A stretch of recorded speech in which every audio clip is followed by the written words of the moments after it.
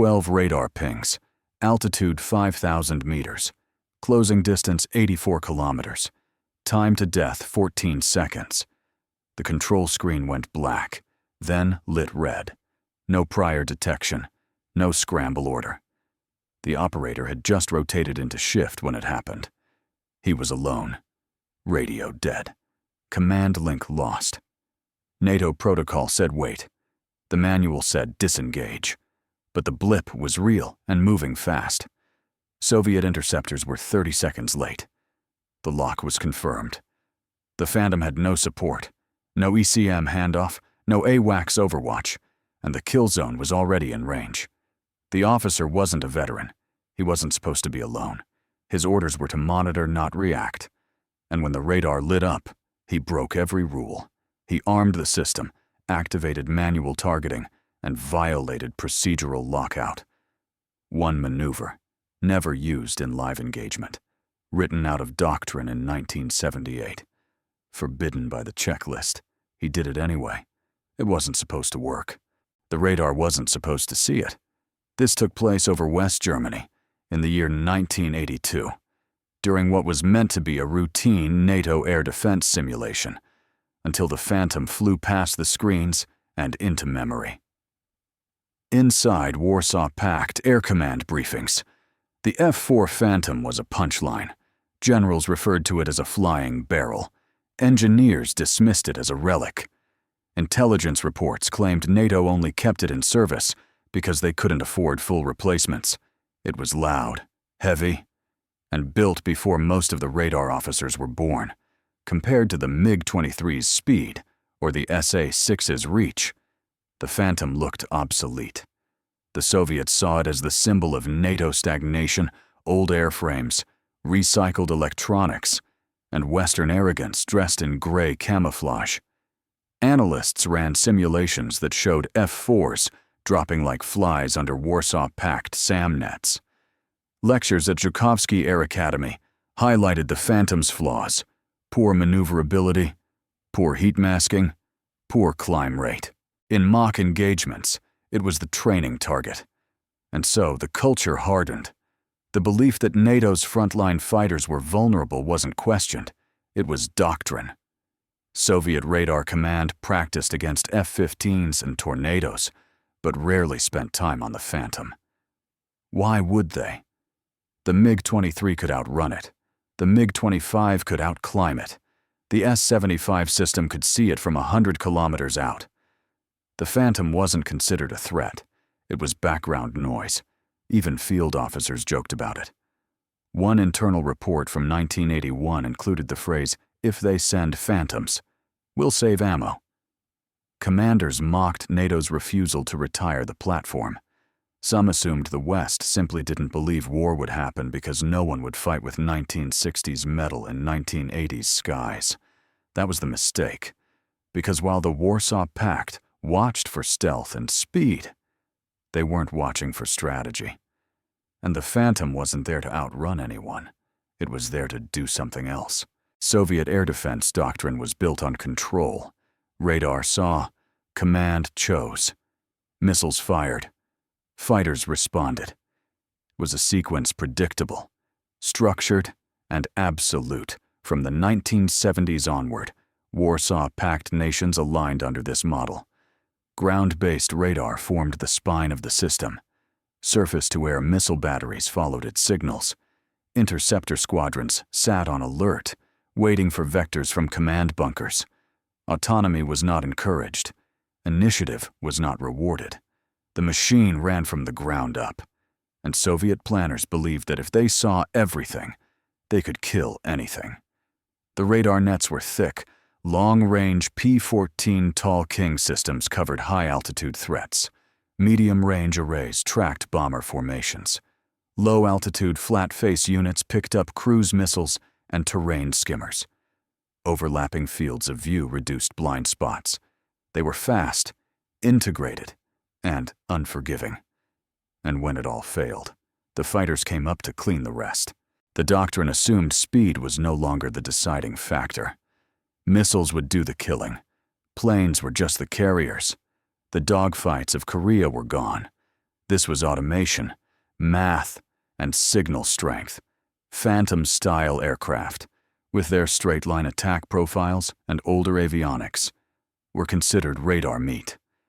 The belief was simple: if it flies in range, we will see it. If we see it, we will hit it. That thinking had reasons. Radar coverage across East Germany was denser than any other part of the Eastern Bloc. SAM coverage could reach up to 24,000 meters. MiG stood ready at a 5-minute scramble window. Every NATO incursion had been detected, every maneuver tracked. There had been no surprises in years. So when NATO's doctrine shifted, when jamming coordination increased, when flight altitudes dropped, when decoy tactics multiplied, the Soviet model didn't adjust. They had the numbers, they had the math, they had the screens, and if anything got through, it meant the numbers were wrong. At 0846 local time, a Soviet P-18 radar station near Potsdam picked up a single contact. Low altitude, slow return, signal unclear. Initially flagged as atmospheric noise, the target reappeared seconds later, holding altitude at roughly 2,000 meters, moving west to east. Speed estimated at 780 kilometers per hour. The operator assumed a NATO drone, perhaps part of an exercise. But the altitude didn't match drone flight profiles, and it wasn't following the corridor used for reconnaissance flybys. It was below the MiG-23 patrol bands. It wasn't squawking identification. It wasn't jamming. It was just flying steady, deliberate, and low. 45 kilometers inside Warsaw Pact radar coverage. The signal sharpened. It was an F-4 Phantom. The system blinked. The target should have been detected earlier. It hadn't come in from a standard approach angle. There was no preceding radar signature. It had used terrain masking hills, forests, valleys to cut visibility. But more than that, it had followed the blind spots left by Soviet radar node timing. The gaps between rotations, the fractions of seconds when a sky sector wasn't being actively scanned. Whoever planned the route had mapped Warsaw Pact radar like a surgeon reads pulse rhythms. By the time the contact was confirmed, it was already beyond 2 SAM coverage zones. The S-75 battery deployed 30 kilometers to the north, attempted a soft lock, but the targeting computer couldn't hold it. The Phantom was too low, too fast, and its IR signature spiked, then vanished. Flares or false heat bloom, possibly both. MiG-21s were scrambled. Response delay 8 minutes. Too late. The Phantom turned, dropped altitude again, and disappeared from radar. No visual contact was made. No intercept occurred. The radar screen went quiet. The station logged the event as a low-level incursion, category unknown. But one operator didn't believe it was a mistake. He replayed the data feed, frame by frame. He saw the angle, and he realized what it meant. The Phantom hadn't come into radar range by accident. It had aimed for it. The report reached command in 2 hours. A single Phantom had appeared inside Warsaw Pact radar coverage, then vanished. No missiles fired, no border violated, no recorded engagement. The incident was logged under routine air activity anomalies. The official assessment labeled it a training glitch, a possible radar echo caused by temperature inversion, a brief spike of atmospheric interference, perhaps a transponder shadow. Analysts wrote it off as miscalibration. No one cross-checked weather patterns, no one verified terrain reflection models, no flight scramble logs were attached. The document was stamped, filed, and forgotten. Inside the General Staff, the event was mentioned only in passing. A colonel in the Air Defense Directorate joked that NATO was testing old planes, like they were toys. He called it museum flying. Another officer asked if the Phantom had a propeller. Laughter followed. The idea that such an outdated aircraft could defeat layered Soviet radar wasn't entertained. It was dismissed outright. It had to be a glitch. The radar technician who submitted the anomaly request received no follow-up, no debrief, no directive. The inquiry loop closed in silence. What no one noticed was that the screen had recorded a full radar contour signal strength, track interpolation, velocity vector. It was not a phantom, it was a flight path, clean, intentional, and coldly timed. But it didn't match the narrative, so it didn't matter. Within a week, as similar low-level signals appeared in 2 other radar sectors, a new theory surfaced inside Soviet air defense intelligence. It wasn't the Phantom that breached the net. It was its shadow. NATO, they argued, had deployed advanced signal spoofing techniques, using support from AWACS or electronic warfare pods. The West had injected false radar returns into Soviet screens. The flight path didn't need to be real if the signal looked real. By simulating aircraft radar cross-sections and mimicking velocity patterns, NATO could make it appear as if an F-4 had flown directly through radar coverage, without ever putting a pilot in danger. It explained the clean return, the odd trajectory, the missing heat bloom. It even accounted for why SAM sites couldn't maintain a lock, because there was nothing to lock on. The theory gained traction fast. Soviet EW officers cited Western tests with signal injection. Some pointed to NATO's known use of electronic deception during training exercises in Turkey. Others claimed AWACS platforms flying near East German airspace had the range and power to project ghost targets. The logic was comfortable. It restored order. It said the radar wasn't broken. It had been tricked. The theory was filed into internal memos and distributed to key radar stations as a cautionary example. Procedures were updated. Operators were instructed to cross-check signals with infrared scans and flight pattern logic. But there was one problem. Infrared had shown heat. Not strong, not consistent, but real. Too erratic to be synthetic, too persistent to be dismissed. No one could explain that part. So it was ignored. The spoof theory held for another month, until a Phantom came too close, and the radar locked on. After a confirmed radar lock on an actual F-4 Phantom near the East German border, panic surfaced behind closed doors. The radar return was authentic. The aircraft was real. And yet, no interception occurred. Worse, the missile systems failed to acquire targeting solutions. Despite full tracking data, it didn't fit the spoofing theory. The signal hadn't been faked. The Phantom had flown into the net and survived. A new theory emerged from a GRU field analyst. NATO had compromised Warsaw Pact radar encryption. Specifically, the identification friend or foe code library shared across East German, Polish, and Soviet systems. If those codes had been stolen or cracked, then a Phantom flying with a falsified transponder could appear friendly, or at least invisible to integrated command networks. It was a theory built on fear, not data. There was no breach on record. No field units reported missing equipment. But the idea took root. If NATO had access to the friend-foe registry, their aircraft could penetrate Soviet airspace with immunity. Suddenly, every radar malfunction became suspect. Every missed return was treated as potential sabotage. Officers were interrogated. Security audits swept through radar installations. Cryptographic systems were reset. Even internal Soviet squadrons were delayed due to renewed clearance protocols. And still, no proof came. The original event, the Phantom's radar appearance at low altitude, remained unexplained. But the captured code theory gave the illusion of control.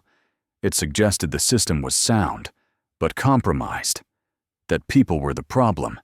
It shifted blame inward, away from doctrine, away from strategy.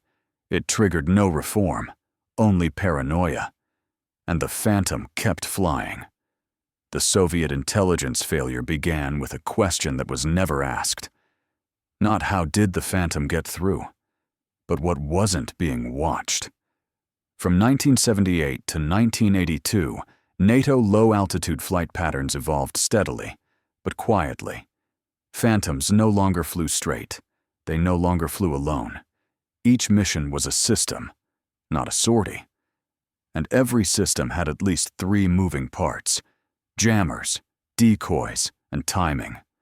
Soviet radar stations recorded each part separately, never realizing they were looking at one coordinated deception. In one incursion, a West German F-4C flew parallel to the border, lighting up SAM radar for 6 full minutes, while a second F-4 followed 30 kilometers behind at treetop level, masked by ECM bursts and terrain clutter. In another, a tornado jet dumped chaff in a spiral pattern, while a Phantom slipped under the radar arc on a delayed timer. The GRU logged the decoys. They missed the Phantom. In the debriefing rooms of the 16th Air Army, officers debated signal anomalies without context. They had raw radar returns. They had thermal logs. But they lacked pattern recognition. They failed to realize that the Phantom wasn't flying where it shouldn't. It was flying exactly where the system wasn't looking. They assumed radar range was fixed. It wasn't. Signal rotation created micro gaps. Terrain shadow created elevation zones, and every NATO mission was designed to fly between them. Soviet analysts were trained to expect speed, not silence. But the Phantom wasn't fast. It was deliberate. It arrived 12 seconds after a radar handoff window and disappeared again before intercept could be vectored. Every engagement that failed was written off as a one-off error. None were cross-referenced inside the GRU. One analyst eventually raised the alarm. He noticed that every time a Phantom vanished, a decoy had appeared somewhere else. His memo was logged. It was never escalated. The command culture refused to accept that a third-generation fighter could break their net. The belief held that no aircraft without stealth or speed could survive Warsaw Pact coverage. So when the Phantom did, they called it luck, or sabotage, or miscalibration. They never called it what it was: strategy. NATO intelligence exploited this blindness ruthlessly. They mapped radar refresh rates. They simulated lock-on times. They identified which Soviet units hesitated before confirming unknown tracks. And then they built flight plans that danced just outside the threshold of attention. Not invisible, just ignored. The Phantom didn't outrun Soviet systems. It outweighted them. The F-4 Phantom II was never supposed to be the future. Introduced in the late 1950s, it was designed as a fleet defense interceptor for the U.S. Navy. But by the early 1980s, NATO had adapted it into something entirely different: a precision weapon. Not because of new engines or weapons, but because of the system built around it. It wasn't the Phantom that broke Soviet radar doctrine. It was the doctrine that assumed the Phantom wouldn't change. Soviet command expected speed or stealth. NATO gave them neither. Instead, it gave them choreography. The true system that brought the Phantom through Warsaw Pact defenses wasn't a single aircraft. It was a package, timed to the second. First came electronic warfare. NATO's EF-4 and other specialized variants carried advanced ECM pods, ALQ-119 for noise jamming, ALQ-131 for deception, and internal radar warning receivers that told the pilot exactly when they were being painted. These pods could mimic signal returns, bend radar beams, and flood frequency bands with fake echoes. But ECM wasn't constant. It was pulsed, directional, and carefully timed. The point wasn't to blind radar. It was to make it see the wrong thing. Second came the terrain-following tactics. NATO flight crews trained in what they called nap of the earth flight, maintaining altitude within 30 meters of ground level, using terrain as a shield. The Phantom's analog flight systems weren't built for it, but with pilot discipline and altitude hold assistance, it could be done, low enough, fast enough. And Soviet ground-based radar lost line of sight. When a radar station saw a return disappear, It didn't assume an incursion. It assumed the plane had turned back or dropped behind a hill. Phantoms used that gap to slip through. Third came the coordination layer. NATO didn't send Phantoms in alone. Every successful penetration was part of a three-element structure, one aircraft to distract, one to jam, and one to move. Sometimes the jamming came from a high-altitude decoy, like an F-104 flashing transponder codes at altitude, pretending to be a formation. Sometimes it came from a reconnaissance drone, small, noisy, expendable. It didn't matter if it got shot down. What mattered was pulling the radar's attention up, so the Phantom could come in low. Fourth came countermeasures. The upgraded F-4E and RF-4C models carried new chaff dispensers, thermal masking pods, and even rudimentary towed decoys. When a Soviet SA-6 or SA-2 began its acquisition phase, the Phantom would scatter false targets across the sky. To radar, it looked like three aircraft suddenly branching in opposite directions. Lock was lost. The missile broke off. In internal reports, Soviet SAM operators began to call this effect ghost bloom, a term never used in NATO doctrine, but well known among Phantom crews. Fifth came timing. The most critical part. NATO had identified gaps in Soviet radar coverage, not by brute force analysis, but through trial and error.